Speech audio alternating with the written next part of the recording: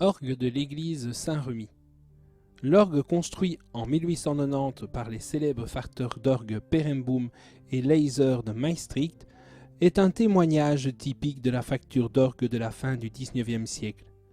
Malgré des transformations dans l'esprit néo-baroque au début des années 1970 et en 1992, lorsqu'on a ajouté sur un semi-électrique supplémentaire pour 2 jeux de mutation au récit, il a gardé beaucoup de substances d'origine d'une qualité indéniable.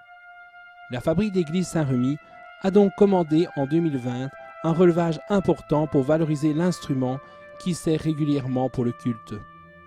Elle souhaite aller plus loin, tout d'abord en remettant en pot le soufflet principal et le régulateur du grand orgue, et dans une étape suivante, revenir progressivement à la composition d'origine, ce qui permettrait de retrouver le caractère musical homogène d'origine.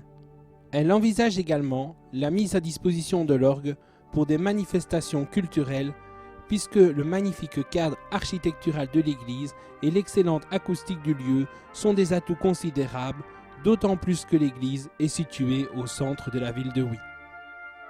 Une restauration fondamentale de l'orgue à l'identique pourrait être envisagée à moyen ou à long terme. Actuellement, l'orgue comporte 17 jeux répartis sur grand orgue et récit expressif, plus de 2 jeux de pédales en transmission. À l'origine, l'orgue comportait 15 jeux. Lors d'une campagne de travaux, entre 1969 et 1970 par Émile Dresse de Namur, la palette sonore a été éclaircie, essentiellement en coupant des jeux de 8 pieds pour en faire des jeux plus aigus.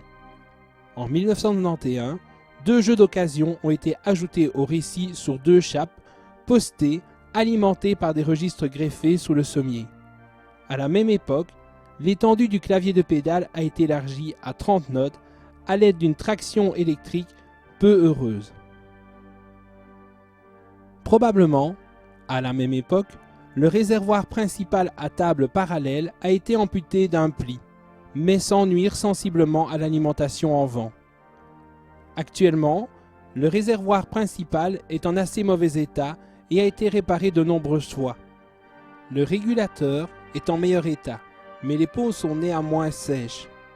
La tuyauterie, ancienne, est de belle qualité, même si un certain nombre de tuyaux semblent un peu trop courts, probablement suite à des accords peu soigneux des années 1990 et du début de notre siècle.